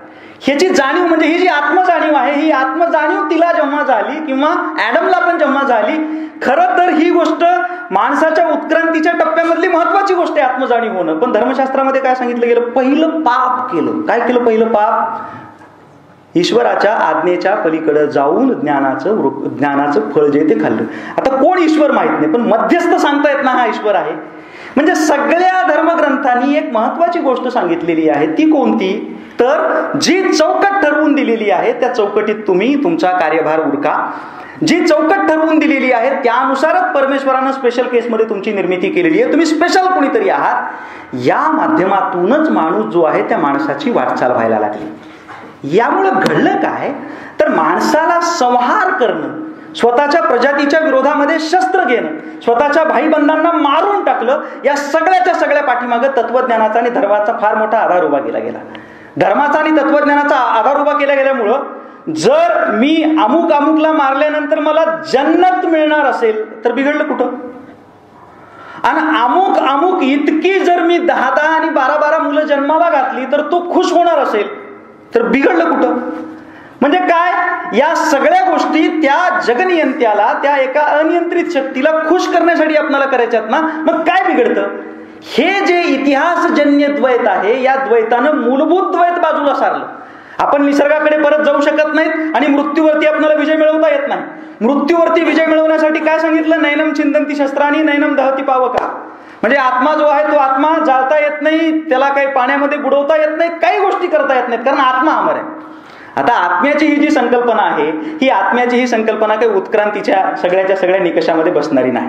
आपणाला कितीही हवीशी आपल्याला ती गोष्ट वाटली तरी ती उत्क्रांतीच्या शास्त्राच्या कसोटीवर घासून बघितल्याच्या नंतर ती काही खरी वाटत नाही किंवा खरी ठरणारी नाही. पण एक महत्वाची गोष्ट घडली ना, मृत्यूबद्दलचं भय तर बाजूला गेलं. म्हणजे तुम्ही जर धर्माच्या कामात जर कामी आलात तर तुम्ही आपोआप स्वर्गात जाणार ना. सगळ्या धर्मामध्ये बघा, जी कुठली स्वर्गाची वर्णनं आहेत आणि नरकाची वर्णनं आहेत. मला माहित नाही धर्मग्रंथाची निर्मिती कशी झाली, तुम्ही सगळे जाणकार आहात, तुम्हाला माहित असेल आता. पण बहुतांशी जी त्यांचं कंपॅरेटिव्ह अनालिसिस व्हायला पाहिजे. सगळीकडच्या स्वर्गामध्ये सारख्या गोष्टी आणि नरकामध्ये सारख्या गोष्टी. मला वाटते तिथं गेल्याच्या नंतर तरी धर्माबिर्माचा काही भेद नसेल, सगळे सारखे असतील. म्हणजे जन्नत, जहन्नुम, हेवन, सगळ्याच्या सगळ्या ज्या गोष्टी आहेत ना, म्हणजे उकडत्या तेलाच्या कढईत तुम्हाला टाकलं जाईल नरकात गेल्याच्या नंतर, काटे तुम्हाला टोचतील, अत्यंत विद्रूप दिसणारी माणसं तुम्हाला दिसतील. आणि स्वर्गात गेल्यावर काय बघायचे? म्हणजे खरं तर इथं ज्या ज्या गोष्टी करायला बंदी आहे त्या त्या सगळ्या गोष्टी तुम्हाला स्वर्गात करता येतील. आता हे स्वर्ग आणि नरक नावाची गोष्ट जी आहे ना, ती आचारसंहितेला पुढे घेऊन जाण्यासाठी वापरण्यात आली. मला मुद्दा कोणता सांगायचा आहे? मला सांगायचं इतिहासजन्य द्वैत जे आहे ते द्वैत मूलभूत द्वैत म्हणून पुढे आणलं गेलं. मूलभूत द्वैतातून बाहेर पडण्यासाठी माणसाला कला जवळची वाटत होती. मूलभूत द्वैतातून बाहेर पडण्यासाठी मित्र म्हणून असणारा परमेश्वर जवळचा वाटत होता. मूलभूत द्वैतातून बाहेर पडण्यासाठी त्याला आपण एक बेबी युनिव्हर्स तयार केलं पाहिजे असं वाटत होतं. पण जर इतिहासजन्य द्वैतानं आता मूलभूत द्वैताची जबाबदारीच घेतली तर माणसाला स्वतःहून काही करण्याची गरजच उरली नाही ना. सगळंच्या सगळं कुणीतरी करणार आहे ना, त्या नियमाप्रमाणे आपण एकदा वागलो की आपली जबाबदारी संपली. हे जगभर, जगाच्या पाठीवर सगळीकडे घडलेलं आपणाला दिसतं. आणि म्हणून एरिक फ्रॉम जी एक महत्वाची गोष्ट सांगत आहेत ती म्हणजे इतिहासजन्य द्वैत जन्माला आल्याच्या नंतर माणसाने संस्कृती जरी जन्माला घातली तरी सुद्धा या संस्कृतीच्या बळावरती संहाराचं उदात्तीकरण करण्याचं काम केलं. आपण काय करतोय? बलात्कार झाला तर पाशवी हे विशेषण वापरतो. एका माणसानं दुसऱ्या माणसाला क्रूरपणानं मारलं तर आपण त्यासाठी विशेषण वापरतो, जनावरासारखं मारलं. नृशंस हा शब्द आपण वापरतो. पण महत्वाची गोष्ट अशी आहे की कुठल्याही प्राण्यामध्ये जितकं क्रौर्य आपल्याला माणसात बघायला मिळतं ते प्राण्यात सापडत नाही. म्हणजे हे सगळ्याच्या सगळं सहज प्रवृत्तीनं किंवा अनुवंशानं मिळालेलं नाही. माणसानं संस्कृती नावाच्या कंडिशनिंग मधून या सगळ्याच्या सगळ्या गोष्टी जन्माला घातल्या. म्हणजे संहार असेल किंवा क्रूरता असेल, हिंसा असेल, या गोष्टीचं मूळच आपल्याला शोधायचं असेल ना तर ते अनुवंशामध्ये सापडण्यापेक्षा सुद्धा संस्कृतीच्या वंशामध्ये सापडण्याची दाट शक्यता आहे. इतिहासजन्य द्वैतानं मूलभूत द्वैताला जेव्हा ओव्हरटेक केलं तेव्हा बराच काळ जो आहे तो एका दृष्टिकोनातून इतिहासजन्य द्वैताचा किंवा वर्गसंबंध आणि हितसंबंधाच्या संरक्षणाचा काळ राहिलेला आहे. मध्ये मध्ये काही घटना घडलेल्या आहेत. महावीर असतील, अगोदर गौतम बुद्ध असतील, नंतरच्या कालखंडामध्ये पण काही लोक असतील.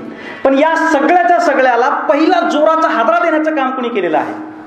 तर तो हादरा देण्याचं काम केलेलं आहे जगामध्ये सगळीकडे झालेल्या भक्ती चळवळी. ही जी भक्तिपंथाची चळवळ आहे ती जगाच्या पाठीवर सगळ्या देशामध्ये उदयाला आलेली आपल्याला दिसते. युरोपमध्ये ख्रिस्ती संत आहेत, मध्यपूर्वीमध्ये सुफी संत आहेत. आपण जर भारतापुरता विचार करणार असू तर दक्षिणेच्या प्रांतामध्ये अळवार, निलवार संत आहेत. उत्तरेमध्ये कबीर आहे, मीरा आहे. आणि महाराष्ट्रामध्ये आपण विचार करणार असू तर महाराष्ट्रामध्ये अगदी नामदेव ज्ञानेश्वरांपासून ते तुकारामांपर्यंतचा जो सगळा काळ आहे ती भक्तिपंथाची खूप मोठी चळवळ आहे. मी भक्तिपंथाच्या चळवळीकडे कुठल्या पद्धतीने बघतो? भक्तिपंथाची चळवळ म्हणजे इतिहासजन्य द्वैतानं सृजनाला बाजूला काढून, सृजनाला आपण दुर्लक्षित करून संहार जो महत्वाचा मानला त्याला परत एकदा संहाराला बाजूला करून सृजनाला त्या ठिकाणी एक रिप्लेस करण्याची मला ही मोठी चळवळ वाटते. बाबासाहेब आंबेडकरांनी जे रिव्होल्युशन आणि काउंटर रिव्होल्युशन, मी तो ग्रंथ वाचला नाही, पण त्या ग्रंथामध्ये जी काही मांडणी केलेली आहे त्या मांडणीत काय आहे, पहिल्यांदा रिव्होल्युशन होते. रिव्होल्युशन म्हणजे मला सर्जन वाटतं, आणि काउंटर रिव्होल्युशन म्हणजे संहार.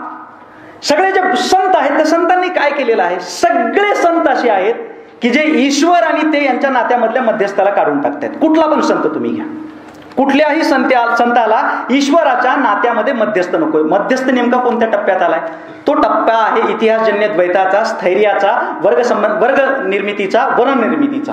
हा टप्पा त्यांना बाजूला काढून टाकायचा. दुसरी महत्वाची गोष्ट काय करायची, सगळ्या संतांनी रचना केलेल्या आहेत, कुठल्याही भाषेमधला संत असो. का गरज वाटली त्यांना, जे आपल्याला वाटत आहे ते प्रकट करणं का गरजेचं वाटलं, कारण ही जी निर्मिती आहे, ही निर्मिती, हे सर्जन जर आपल्याला रिप्लेस म्हणून बसवायचं असेल तर त्यांना व्यक्त होणं ही गोष्ट खूप महत्वाची वाटलेली आहे. 2 महत्वाचे दाखले फक्त मी घेतो वेळेच्या अभाव, आणि हे थोडंसं कंटाळवाणं होऊ नये याची पण काळजी घेत असताना. पहिला दाखला मी अर्थात तुकारामांचा घेईन. तुकारामांचा दाखला असा आहे की सर्जन संहाराच्या जागी प्रस्थापित करत असताना एक कधी कधी विचार करतो, तुकारामाचं सगळं आयुष्य जर बघायला गेलं तर एका उद्ध्वस्त माणसाचं आयुष्य आहे. त्याच्या आयुष्यामधला सुरुवातीचा जर काही टप्पा सोडला तर नंतरच्या टप्प्यामध्ये सगळीकडे उद्ध्वस्तता आहे. या उद्ध्वस्त झालेल्या माणसाला सुद्धा जर तो आतून समाधानी असेल, जर त्याची सर्जनावरती श्रद्धा असेल, तर तो काय करू शकतो याचा दाखला म्हणून मला तुकाराम दिसत आहेत. तुकाराम काय करतायत बघा, त्यांचा एक अभंग घेतो मी. देवाची ते खूण आला ज्याच्या घरा, त्याच्या पडे चिरा मनुष्यपणा. देवाची ते खूण करावे वाटोळे, आपण वेगळे कोणी नाही.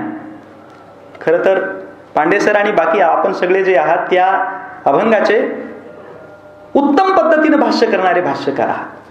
माझ्यासारखा अल्पबुद्धीचा माणूस काय विचार करतो, देवाची ते खूण आला ज्याच्या घरा, त्याच्या पडे चिरा मनुष्यपणा.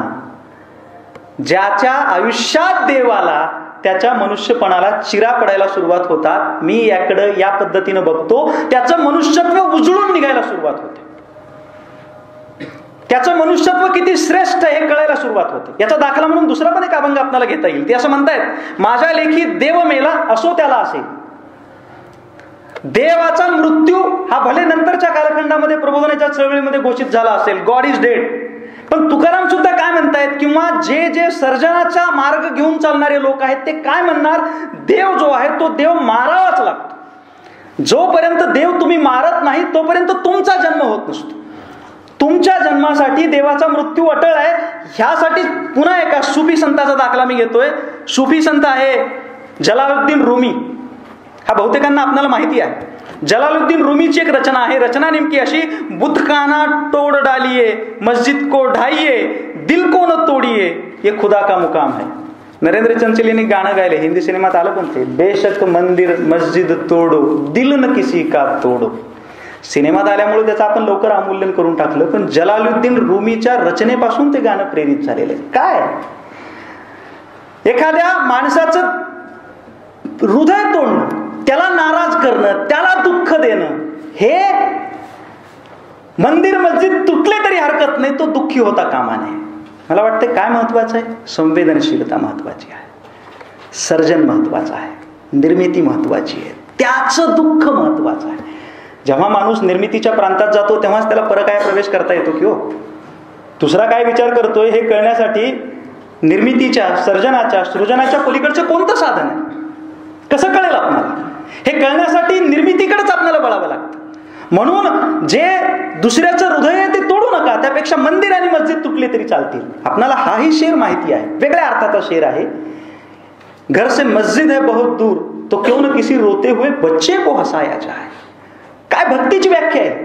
भक्तीची व्याख्या आपल्याला हे सांगते आहे की काय महत्वाचं आहे. महत्वाचं हे आहे की तुम्ही दुसऱ्याचं दुःख संवेदनशीलतेनं समजून घेतलं पाहिजे. आणि अन्न संकलनाची माणसाची जी अवस्था आहे, जी प्रायमरी स्टेज आहे, ज्याला चिरडे सर माझ्या समोर बसलेले आहेत, कदाचित त्याला प्री हिस्ट्री म्हणता येईल. हा जो प्री हिस्ट्रीचा काळ आहे, इतिहासपूर्व काळ आहे, या इतिहासपूर्व काळामध्ये माणूस हा निर्मितीच्या, सर्जनाच्या अधिक जवळ असल्या कारणामुळं तशी अवस्था भक्ती प्रांतानं पुन्हा एकदा आणण्याचा महत्वाचा प्रयत्न केलेला आहे. पण भक्तीचा हा जो कालखंड आहे, जगभर संत जे आहेत ते संत प्रयत्न करतायत, पण संतांच्या प्रयत्नांना जे भरीव यश आपण म्हणतो ते भरीव यश आलेलं नाही.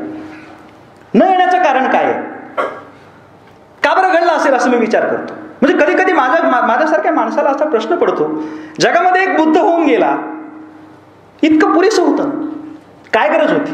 एक बुद्ध झाल्यानंतर कुणीच झालं नसतं, नंतरच्या काळात तरी चाललं असतं. पण आचार्य रजनी जसं म्हणतात तसं एक बुद्ध होऊन गेला आणि हजारो युद्ध झाली. बुद्धानं सांगितलेला जो सर्जनाचा विचार आहे तो पेलणं सहज नाही. तो पेलण्यासाठी पहिल्यांदा तुमच्या मनुष्यत्वाला चिरा पाडण्याची तयारी ठेवावी लागते. ही चिरा पाडण्याची तयारी सर्वसामान्य माणसाची नसते. यापेक्षा जे सांगितलंय त्यानुसार वागणं हे फायद्याचं. हे भारतीयापुरतं मराठी माणसापुरतं बोलत नाही मी. चौकटीमध्ये जगत जगत चौकट राजा होणं सोपं आहे. म्हणजे आपण कशाला देशभक्तीच्या व्याख्या, कशात देशभक्ती शोधायची? म्हणतात ना रांगेत थांबल्याने सिद्ध होते, काय प्रॉब्लेम नाही, आपण थांबूयात रांगेत. सिंपल गोष्ट आहे. तोडली आणि विरोध केला तर देशद्रोह होतो ना? खरंच होतो का? कोण शोधत बसा, कोण विचार करत बसा? म्हणतात ना नको या करूया आपण देशद्रोही. हे काय आहे? हे चौकटीचं गुलाम झालेलं आपण जे आहे ना, ते आपण चौकटीचे गुलाम झालो तर आपल्याला खूप सोपं जाईल. आणि म्हणून ज्याला सर्जनाकडे वळायचं असतं, गौतम बुद्धांनी ही गोष्ट सांगितलेली आहे, त्याच्या मनामध्ये पहिल्यांदा करुणा जी आहे ती करुणा जागी झाली पाहिजे. सर्जनासाठी करुणा खूप महत्वाची. बरेचसे जे कवी आहेत त्या कवींची कविता अस्सल होत नाही असं म्हणतात. मी नारायण सुर्वे आणि धुमिलांचा जेव्हा अभ्यास करत होतो तेव्हा अभ्यास करताना मला असं वाटलं, या दोघांची कविता मला अस्सल वाटली. मला ती ज्ञानेश्वरांची पण अस्सल वाटते, तुकारामांची पण अस्सल वाटते. का? कारण प्राणी मात्राबद्दल, जीवसृष्टीबद्दलची करुणा आहे. ही करुणा जागी व्हायला पाहिजे. गौतम बुद्धाचा दाखला नेमका असा आहे. एकदा म्हणे गौतम बुद्धाला विचारलं, कदाचित दंतकथा पण असेल, गौतम बुद्धाला विचारलं की तुम्ही बुद्ध होणार आहे तुम्हाला कधी कळलं? गौतम बुद्धाने असं सांगितलं म्हणे, मागच्या जन्मामध्ये मी हत्ती होतो. दंतकथाच आहे. मागच्या जन्मात मी हत्ती होतो, पण झालं काय, एकदा जंगलाला आग लागली, मी पळायला लागलो जीव वाचवण्यासाठी. पळतोय पळतोय पळतोय, नेमका एका टप्प्यावरती आलो की माझ्या पायाखाली ससा आला. आता काय होणार? मी जर पाय टाकतोय तर ससा मरणार, आणि मी जर थांबतोय तर मी जळून मरणार. मी काय केलं? मी पाय न टाकण्याचा निर्णय घेतला आणि जळून मेलो. जेव्हा मी जळून मेलो तेव्हाच मी बुद्ध झालो. ही जी करुणा आहे ना, ही करुणा जागी झाली की तुम्ही सर्जनाकडे वळता. ही करुणा जागी झाली की तुम्हाला नवनिर्मिती दिसायला लागते. ही करुणा जागी झाली की तुम्हाला नवे रस्ते दिसायला लागतात. ते नुसते कल्पनेच्या प्रांतातले नसतात बरं का, ते प्रज्ञेच्या प्रांतामधले सुद्धा असतात. जसे प्रतिभेच्या प्रांतामधले असतात तसे प्रज्ञेच्या प्रांतामधले असतात. शास्त्रज्ञ असतील, तत्वज्ञ असतील, कवी असतील की कलावंत असतील, या सगळ्यांच्या मनात पहिल्यांदा जीवमात्रांबद्दलची करुणा जागी व्हावी लागते. आणि ही करुणा जागी होणं म्हणजेच त्यांनी सर्जनाकडे किंवा सृजनाकडे वळणं. सगळे भक्तिपंथामधले जे संत आहेत, जे भक्तिपंथामधले कवी आहेत, कवयित्री आहेत, हे सगळेच्या सगळे या सर्जनाच्या, संहाराच्या जागी सर्जन स्थापित करण्याचा प्रयत्न करत आहेत. या भक्ती चळवळीचंच एक्सटेन्शन म्हणजे मला प्रबोधन वाटतंय. भक्ती चळवळीचंच मी याला एक्सटेन्शन कशासाठी म्हणतोय? भक्ती चळवळ ज्या संहाराच्या जागी सृजन रूढ करू पाहत होती, तेच नंतरच्या कालखंडामध्ये शास्त्र काट्याच्या कसोटीवरती प्रबोधन युगानं करण्याचं काम केलेलं आहे. संबंध प्रबोधन युगाबद्दल तर भाष्य करणं अवघड आहे, पण मी महत्वाची एक गोष्ट जी आहे ती महत्वाची गोष्ट प्रबोधन युगाबद्दल बोलताना सांगेन. असं मानतात की प्रबोधन युग ही परिभाषा स्पष्ट करायची असेल तर 3 पाखंड विसरून जमत नाहीत. पहिलं पाखंड जे आहे ते आहे इसवी सनाच्या 17व्या शतकामधलं. गिओर्दानो ब्रुनो हा पहिला तत्वज्ञ आहे. यानं अत्यंत निर्भीडपणे काय मांडलंय? यानं सांगितलं की माणूस म्हणजे काही स्पेशल कॅटेगरी नाही, सिलेक्टिव्ह कॅटेगरी नाहीये. तुम्ही माणूस म्हणजे परमेश्वरानं स्पेशली तुम्हाला घडवलं असं काही घडलेलं नाही.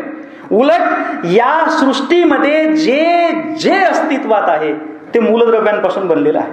जे जे अस्तित्वात आहेत म्हणजे पहिल्यांदा तर स्पेशल कॅटेगरी काढून घेतली आणि नंतर सगळी माणसं आणि सगळी जीवसृष्टी यांना एका सममूल्यावरती, एका पातळीवरती आणून ठेवलं. नंबर 2, दुसरं पाखंड जे आहे ते जॉन तिंदालनं केलं. जॉन तिंदालनं 1874 मध्ये एक महत्वाची गोष्ट मांडली की ती म्हणजे ही जीवसृष्टी आपल्या गतीनं जन्माला आलेली आहे, तिला कुणीही जन्माला घातलेलं नाही. बायबलमध्ये ऍक्ट ऑफ क्रिएशन ही गोष्ट महत्वाची मानली जाते. तुम्हाला माहिती आहे की देवानं असं म्हटलं की पाणी, आणि मग पाणी जन्माला आलं. देवानं म्हटली झाडं जन्माला आली, असं सांगितलं जातं. हे ऍक्ट ऑफ क्रिएशन आहे. तिंदालनं काय केलं? ऍक्ट ऑफ क्रिएशन नाकारली आणि सांगितलं जीवसृष्टी ही निसर्गामध्ये क्रमानं जन्माला आलेली आहे. आणि याच्या बळावरती जे तिसरं पाखंड जन्माला आलं ते तिसरं पाखंड होतं ते म्हणजे चार्ल्स डार्विनचं. On the origin of species या 1859 मध्ये प्रकाशित झालेल्या ग्रंथामध्ये त्यानं महत्वाची गोष्ट काय मांडली, तर एका अतिसूक्ष्म जीवापासून माणसाचा जन्म झालेल्या असल्या कारणामुळे अतिसूक्ष्म जीव सुद्धा कुठं ना कुठं माणसाचा पूर्वज आहे. नुसतं असं नका म्हणू आमचं कुलदैवत हे होतं आणि आमचे खापर पंजोबा हे होते. खापर ढापर ढापर खापर खापर ढापर असं करत जाऊन एक पेशी जीवापर्यंत जावं लागतं आपल्याला. जर तो माझा पूर्वज असेल तर अर्जुन जे म्हणतोय ना, माझ्या वंशजाच्या किंवा माझ्या नातेवाईकाच्या विरोधामध्ये कसं शस्त्र हाती घेऊ, हो तसंच कसं हाती घेऊ शस्त्र या सगळ्या जीवसृष्टीच्या विरोधामध्ये. अर्थात जर शस्त्र हाती घेतलं नाही तर मग माणूस जगणार कसा, प्राणी जगणार कसे. हाती घ्या गरजेपुरतं. हा जो बॅलेन्स आहे तो तुम्हाला कळायला पाहिजे. हा बॅलेन्स माणसानं उत्क्रांतीच्या प्रक्रियेमध्ये विवेक म्हणून जन्माला घातलाच ना. म्हणजे शिकार करणं सिंहानं केली तर आपण त्याला हिंसा नाही म्हणू शकत, त्याची गरज आहे. पण माणसं मारली म्हणजे म्हणून जर मला अमुक ठिकाणी जागा मिळणार असेल, माझं रिझर्वेशन होणार असेल तर म्हणून जर मी मारणार असेल तर ही हिंसा आहे. म्हणजे हिंसा कुठं सुरू होते आणि हिंसा कुठं नसते हे आपल्याला कळण्या इतका विवेक उत्क्रांतीच्या प्रक्रियेमध्ये माणसानं कमावलेला आहे. म्हणून एकदा काही तिसरं पाखंड जन्माला आलं की इसवी सनाचं 18वे, इसवी सनाचं 19वे आणि इसवी सनाचं 20वे शतक असं आहे की मित्रांनो, एखादा सिनेमा काय असतो, हो सिनेमा तुम्हाला काहीच उत्कंठा पुरवू शकत नाही. सिनेमा तुमचं काहीच बुद्धिरंजन करू शकत नाही जेवढं बुद्धिरंजन या तीन शतक आहे त्या 3 शतकामधल्या घडामोडींनी केलेलं आहे. म्हणजे मला जर कोणी सिनेमाच्या परिभाषेमध्ये अति सोपं करून बोलायला गेलो तर मी असं मानतो की माणूस हा जर मी हिरो मानला, मानव प्राणी हाच हिरो, तो हिरो आहे. आणि त्या हिरोचा प्रवास एखाद्या सिनेमाच्या माध्यमातून मांडायचा असेल तर जेव्हा माणसाला स्थैर्य प्राप्त झालं आणि त्याने शेतीचा शोध लावला, इथं मी इंटरव्हल करेन. अन्न संकलनाच्या अवस्थेपासून अन्न उत्पादनाची अवस्था म्हणजे इंटरव्हलची अवस्था. कारण या इंटरव्हलच्या अवस्थेपर्यंत काय आहे की माणूस निसर्गापासून पारखा झालेला असताना सुद्धा मृत्यूवरती विजय कसा मिळवायचा, मृत्यूच्या भीतीपासून मुक्ती कशी मिळवायची आणि निसर्गाकडे कसं परत जायचं याच्याच चिंतनामध्ये आहे. याच्या चिंतनासाठी तो वेगवेगळ्या कलांना हाताशी धरतो आहे. नंतरच्या टप्प्यामध्ये मात्र काय झाले, हे जे सर्जन माणसाच्या बोटाला पकडून होतं की नाही, नंतर त्याला अतिशय म्हणजे परिघावरती ढकलण्यात आलं. आणि महत्वाचं काय झालं, इथून मात्र ढिशूम ढिशूम सुरू झालं. इथून ढिशूम ढिशूम चालू झालं. म्हणजे काय झालं, इथून माणूस श्रेष्ठ कोणता, जो निसर्गाचा प्रतिकार करू शकतो. ग्रेट कोण, निसर्गाचा प्रतिकार. अमेरिकेला जर आपण श्रेष्ठ मानणार असू, काय कशासाठी, निसर्गावरती अनन्वित अत्याचार करून जर ते संपत्तीमध्ये रूपांतर करता येत असेल तर तो देश ग्रेट, तो माणूस ग्रेट, ती आपण असं म्हणूया प्रजाती ग्रेट. या ग्रेटनेससाठी नेमकं झालं काय, जो मायाळू आहे, जो हात उगारत नाही तो बायला, आणि जो हात उगारतो तो मात्र पुरुषार्थ प्रधान. आणखीन एक महत्वाची गोष्ट वाटते, हे विचित्र वाटेल तुम्हाला, पण माणसाला या कारणामुळे झालं काय, प्रेषित जास्त जवळचे वाटायला लागले आणि प्रशासक दूरचे. म्हणजे आपणाला काय वाटायला लागलं, प्रेषित येणार आणि तो काहीतरी करणार. प्रशासक काय करत असतो, प्रशासक हा तात्पुरती व्यवस्था चालवण्याचं काम करेल, प्रेषित मात्र व्यवस्था काही चालवत नसतो, तो सगळं जगत चालवतो जणू काही. आता आजही आपण प्रेषिताच्या भ्रमातून बाहेर पडलेलो नाहीत. म्हणजे आपणाला 80-84च्या कालखंडामध्ये पण प्रेषित असावे असं वाटत होते आणि 2016 मध्ये सुद्धा आपणाला नव्या प्रेषितांची गरज भासायला लागली. कारण एकदा प्रेषितांच्या हाती सगळं सुपूर्द करून टाकलं की आपण मात्र काहीही न करण्यापासून मोकळे होऊ शकतो. हे जगभर आपण जर इतिहास बघितला तर त्या इतिहासामध्ये सिद्ध झालेला आहे. भक्तिपंथाचं एक्सटेन्शन म्हणून प्रबोधन चळवळ, आणि ही जी प्रबोधन चळवळ आहे या प्रबोधन चळवळीनं अतिशय महत्वाचे धक्के दिले. परमेश्वर जो आहे त्या परमेश्वराला मृत करून टाकले. सगळी जबाबदारी माणसाची, जो माणूस आहे त्या माणसाने सगळ्या काही गोष्टी केल्या पाहिजेत. पण हे करत असताना एक महत्वाची गोष्ट काय झाली, एक महत्वाची गोष्ट नेमकी अशी झाली की जो माणूस आहे तो माणूस हा अधिक यांत्रिक होत गेला. बघा, भक्तिपंथाच्या चळवळीच्या कालखंडामध्ये माणूस भावनिक होऊन विचार करतोय, प्रबोधनाच्या कालखंडामध्ये मात्र माणूस जो बौद्धिक म्हणून विचार करतोय. कदाचित माणसाला असं वाटलं असेल की भक्तिपंथाच्या कालखंडामध्ये आपण भावनिक म्हणून विचार केला म्हणून क्रांती अपयशी झाली, आता जर आपण बौद्धिक अंगाने विचार करू तर कदाचित क्रांती यशस्वी ठरण्याची शक्यता आहे. असंही घडलं असेल. बौद्धिक अंगाने विचार करायला लागल्यामुळे भावना बाजूला फेकल्या गेल्या, श्रद्धा बाजूला फेकली गेली. या गोष्टीमुळे नुकसान नेमकं असं झालं की माणूस प्रबोधन चळवळीच्या कालखंडामध्ये व्हायला नको होता, पण तो मेकॅनिकल झाला. हे जे मेकॅनिकल होणं आहे त्याच्याबद्दल एक महत्वाची गोष्ट जी आहे, ती महत्वाची गोष्ट एक फ्रेंच विचारवंत आहे जॉक एलूल नावाचा. त्यांनी 1954 मध्ये पुस्तक लिहिलंय, ज्याचा दाखला एरिक फ्रॉमने त्यांच्या ग्रंथामध्ये घेतलेला आहे. टेक्नॉलॉजिकल सोसायटी असं त्यांच्या पुस्तकाचं नाव आहे, 1954 मध्ये प्रकाशित झालेलं आहे. या ग्रंथामध्ये त्यानं काय मांडलेलं आहे, तो असं म्हणतो आहे की इतिहासजन्य द्वैत जेव्हा उद्भवलं त्या कालखंडापासून वर्गव्यवस्थेच्या वर्णव्यवस्थेच्या उदयानंतरच माणसाला मेकॅनिकल करणं चालू होतं. मेकॅनिकल करणं म्हणजे यंत्रवत करणं, जेवढ्या ऑर्डर देईल तेवढ्या ऑर्डर प्रमाणे त्यानं काम करणं. यामुळे झालं असं, माणूस त्याचे अलंकार विसरून गेला. माणसाचा अलंकार कुतूहल, माणसाचा अलंकार जिज्ञासा. हे कुतूहल वाटणं, हा अचंबा वाटणं हे माणूसपणाचं अत्यंत महत्वाचं लक्षण आहे. पण माणूस काळाच्या ओघामध्ये अचंबा वाटणंच विसरून गेला. आपण स्वतःबद्दल विचार करायला लागलो, बारक्या बारक्या गोष्टींचा अचंबा आपल्याला वाटत नाही. माधव धर्मापुरीकर, मधुकर धर्मापुरीकर आणि सुबोध जावडेकरांनी अचंब्याच्या गोष्टी नावाचं एक पुस्तक प्रकाशित केलंय. त्या पुस्तकामध्ये त्यांनी नोंदवून ठेवलंय, आताची जी पौगंडावस्थेमध्ये येणारी पोरं आहेत त्यांना कुठल्याच गोष्टीचं कुतूहल वाटत नाही. म्हणजे स्त्री पुरुष संबंधाचं कुतूहल वाटत नाही, स्त्रीबद्दलचं कुतूहल वाटत नाही, स्त्रीला पुरुषाबद्दलचं कुतूहल वाटत नाही. ह्याचं हे का घडलं? कारण मेकॅनिकल सोसायटी आपण जन्माला घातली. या मेकॅनिकल सोसायटीचा एक दाखला नंदाखरेंनी कहाणी मानव प्राण्याच्या पुस्तकामध्ये दिलाय. झालं असं म्हणे की दुसऱ्या महायुद्धाच्या कालखंडामध्ये हिटलरनं पाशवी संहार घडवून आणला. आणि हा संहार घडवून आणत असताना जे जे लोक त्यासाठी जबाबदार होते, हे जबाबदार असणारे जे लोक आहेत यापैकी काही न्यायाधीश सुद्धा होते. दुसऱ्या महायुद्धाच्या नंतर त्यांच्यावरती खटला चालवण्यात आला. मला वाटतं जजमेंट ऑफ न्यूरेनबर्ग नावाचा सिनेमा आहे, त्याचा दाखला त्यांनी दिलाय. आता खटला चालवण्यात आला आणि खटला चालवण्याच्या नंतर जे वकील आहेत त्या वकील महोदयांनी अत्यंत भावनिक होऊन यांनी किती हत्या घडवून आणल्या त्याचं वर्णन सांगितलं. आणि केल्याच्या नंतर त्यांना शिक्षा झाली. जे न्यायाधीश होते, अगोदर न्यायाधीश होते, त्यांना आता तुरुंगामध्ये गेल्यानंतर ते चर्चा काय करतायत माहिती का, किती खोटं बोलला तो. खरं तर त्यांनी जेवढी माणसं मारली असं म्हटलं तर ते घालण्यासाठी किती जागा लागणार, किती शस्त्र लागणार, किती संहार आपल्याला करावा लागणार, एवढा आपण केलाय का? हे खोटं बोलला तू. आता आपण संहार केला, आपण का केला, आपण करायला नव्हता पाहिजे याच्याबद्दल काहीच वाटत नाही. म्हणजे आपण जर मुंगीला मारलं, आपण जर डासाला मारलं, आपण जर झुरळाला मारलं तर वयाच्या एका विशिष्ट टप्प्यामध्ये आपण का मारलं असा विचारच येत नाही. कारण मारलंच पाहिजे. आणि याच्यासाठी आपण दाखला म्हणून घेतो सर्वायवल ऑफ द फिटेस्ट. याच्यासाठी आपण सांगतो बळी तो कानपिळी, बळी तो कानपिळी. हे मला वाटतं चार्ल्स डार्विनने जे काही मांडलं त्याचं अपवाचन आहे, त्याचं विपरीत वाचन आहे.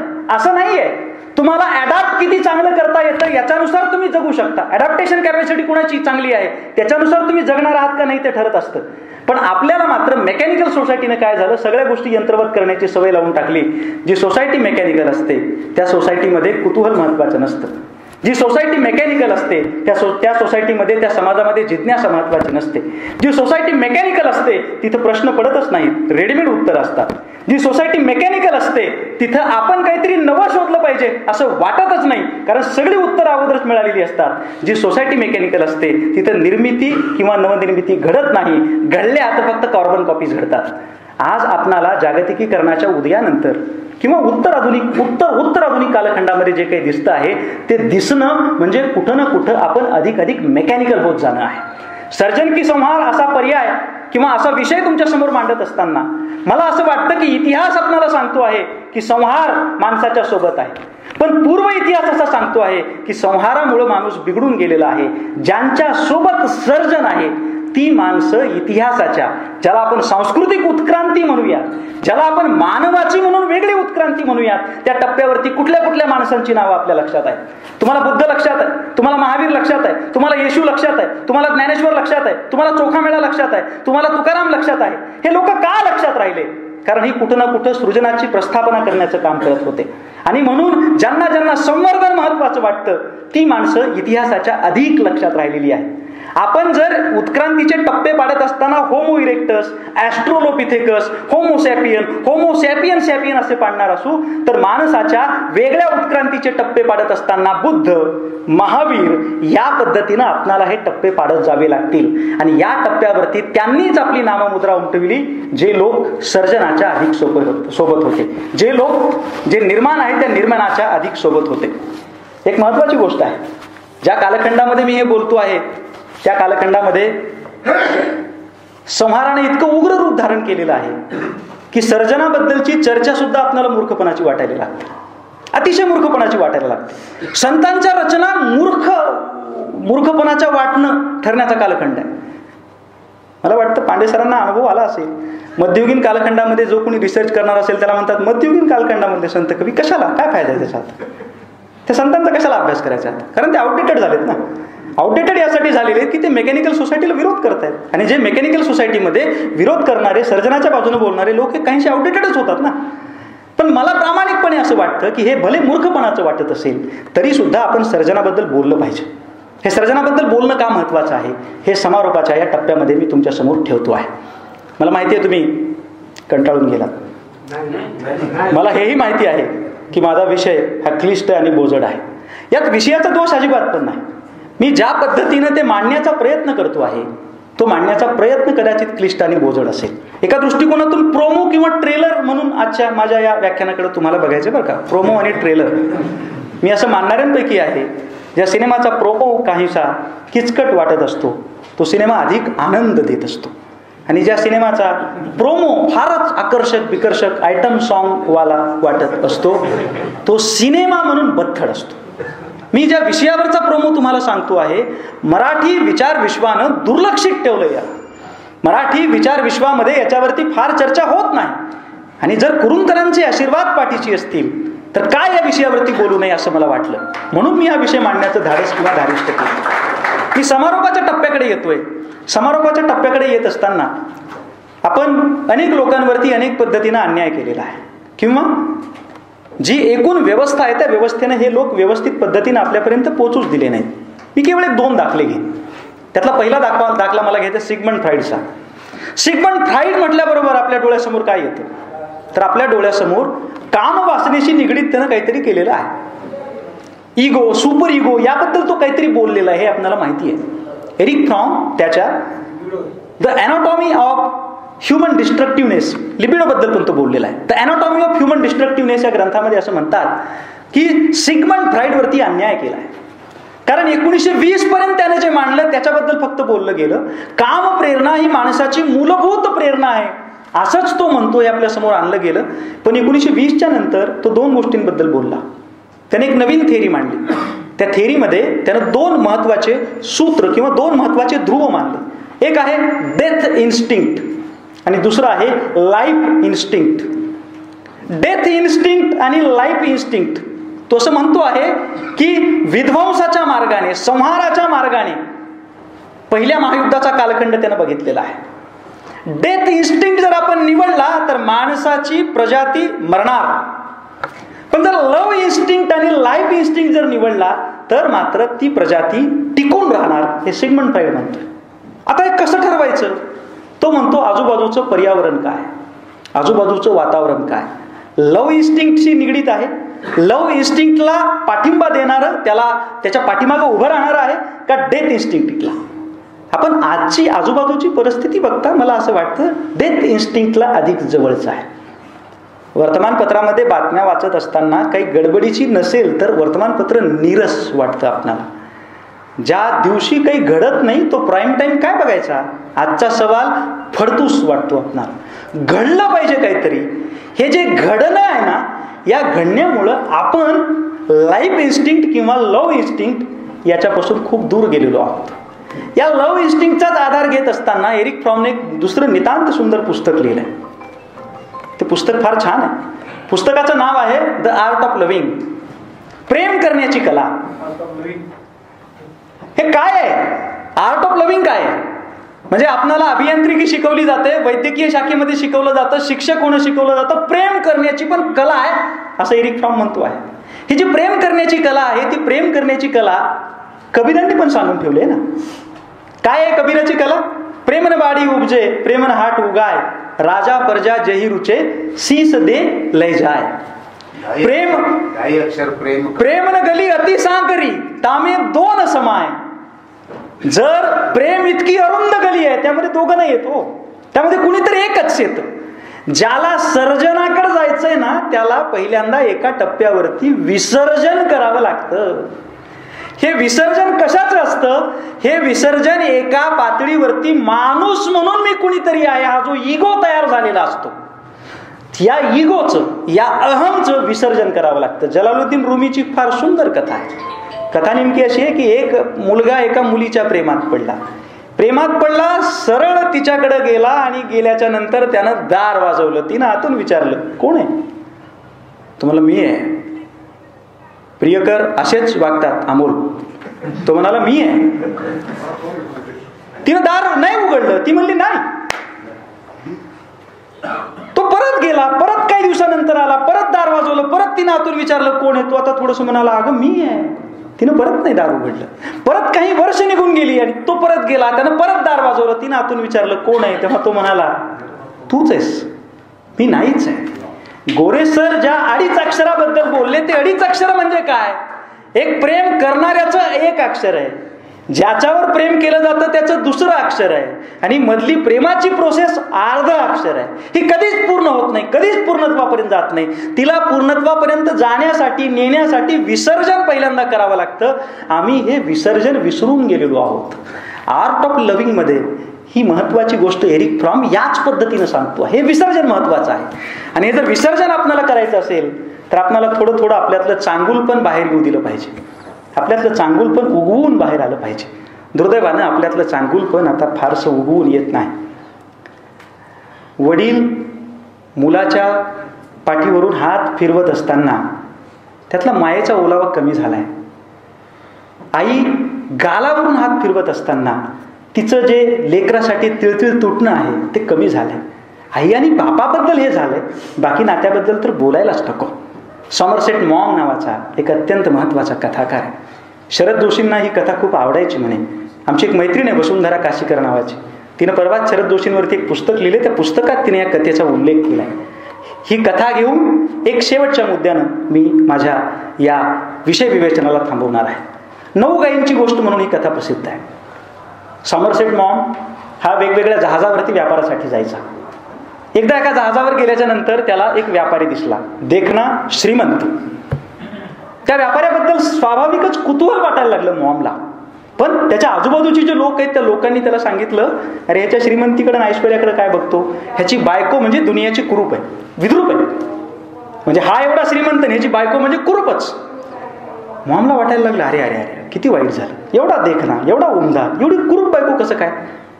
तो त्या व्यापाऱ्याशी बोलत बसला. त्या व्यापाऱ्यानं सहज निमंत्रण दिलं की जहाजीवरचा प्रवास संपल्यावर चहाला येतोस का? मॉम म्हणला हो. त्याला चहात इंटरेस्ट नव्हता, त्याला त्याची बायको बघायची होती.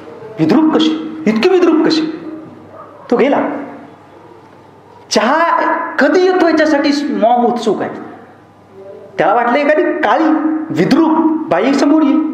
घडलं असं की चहा घेऊन जी बाई आली ती अप्रतिम सौंदर्यानं नटलेली होती. याला धक्काच बसला, अगदी हार्ट अटॅक यावा इतका मोठा धक्का. हा सावरला आणि सावरून नंतर व्यापाऱ्याला ती बाई निघून गेल्याच्या नंतर बोलला, अरे ते माणसं असं मला म्हणाली की तुझी बायको तर खूप कुरूप आहे आणि तुझी बायको तर एवढी देखणी आहे. तो म्हणाला खरं तर ती कुरूपच होती. आमच्याकडे अशी पद्धत असते, मुली आम्ही जेव्हा बघायला जातो तेव्हा जी मुलगी खूप देखणी आहे त्या देखण्या मुलीला गायी द्यायची पद्धत आहे. अधिकाधिक किती देखणी असेल तर त्यासाठी आम्ही 3 गायी देतो. मी जेव्हा हिला बघायला गेलो आणि हिला बघितलं तेव्हा मी काय केलं, तिच्या बापाला 9 गायी देऊन टाकल्या. जेव्हा 9 गायी मिळाल्या तेव्हा तिनं मनोमन विचार केला, सुंदरातल्या सुंदर मुलीला जर 3 मिळत असतील, मला 9 मिळाल्या म्हणजे मी किती सुंदर आहे. तिला पहिल्यांदा तिच्या सौंदर्याचा साक्षात्कार झाला आणि हा साक्षात्कार झाला या व्यापाऱ्यामुळं. नंतर ती याच्या आयुष्यामध्ये बायको म्हणून आल्याच्या नंतर तिनं केलेला स्वयंपाक असेल, तिनं नेसलेली साडी असेल, या प्रत्येक वेळेस तो थोडं थोडं थोडं कौतुक करायचा. तिची विद्रूपता गळून पडली आणि ती जगातली सगळ्यात देखणी स्त्री झाली. मला वाटतं आपल्यामध्ये त्या व्यापाऱ्यातलं हे जे सुंदरपण आहे, हे जे सृजन आहे ते जर उगवून आलं तर आपण पुन्हा एकदा ज्या जगाची कल्पना करतो आहोत त्या जगाकडे वळायला हरकत नाही. ज्या पुस्तकावर मी माझं विवेचन आधारित ठेवलं त्या पुस्तकाचं नाव आहे द अॅनाटॉमी ऑफ ह्युमन डिस्ट्रक्टिव्हनेस. त्या पुस्तकाचा समारोप करताना एरिक फ्रॉम असं म्हणतात, मी हे पुस्तक लिहिलं. हे पुस्तक त्यांनी 1973 मध्ये लिहिलं. ते म्हणतात मी हे पुस्तक लिहिलं, पण पुस्तक लिहिल्याच्या नंतर काही लोक मला म्हणतात की तुमचा आशावाद म्हणजे भाबडा आहे. असं घडणार नाही. आता सर्जन, आता क्रिएटिव्हिटी, आता नवनिर्मिती याला परत एकदा ती संहाराला रिप्लेस नाही करू शकणार. एरिक फ्रॉमने जे उत्तर दिलं ते उत्तर खूप महत्वाचं आहे. एरिक फ्रॉम असं म्हणाले, कसं आहे म्हणले, हा जो आशावाद आहे त्याला तुम्ही भाबडा म्हणा, पण घडलंय कसं, माझा मुलगा आजारी आहे, दुर्धर आजारानं आजारी आहे, आणि आजारी असताना सगळे लोक म्हणतायत की तो मरणार आहे, तो मरणार आहे. एक जुना माझा मित्र येतो आणि तुम्हाला विचारतो, काय होणार आहे तुमच्या मुलाचं. मी काय म्हणू, मी त्याला म्हणत जाणार, एक ना एक दिवस या आजारातून माझा मुलगा नक्कीच बाहेर येईल. हा मुलगा म्हणजे दुसरं तिसरं कोणीच नाही. एरिक फ्रॉम म्हणतात, मुलगा म्हणजे मानव प्राण्याचा वंशज. हा वंशज आज संकटात आहे, दुर्धर आजारामध्ये तो ग्रस्त आहे, मेकॅनिकल सोसायटीमध्ये त्याचं सृजन हरवून गेलेलं आहे. पण परत एकदा त्याला या सृजनाकडे जर वळायचं असेल तर हा जो आशावाद आहे तो भले भाबडा वाटेल तो आपण बाळगला पाहिजे. श्रीकांत उमरीकर नावाचे माझे जे मित्र असणारे कवी आहेत ते आपल्या कवितेमध्ये म्हणतात, आपल्यामुळं कुठं फार काही घडत नसतं, अगदी जवळच्या माणसांचं सुद्धा आपल्या वाचून अडत नसतं, मग का म्हणून आपण जगावरती चिडत जातो, लक्ष देत नाही कुणी म्हणून आतल्यात कुढत जातो. हे सगळं सोडून एकदा मोकळं झालं पाहिजे. कुणी न पेरताही आपणाला उगवता आलं पाहिजे, कुणी न पेरताही आपणाला उगवता आलं पाहिजे. या ठिकाणी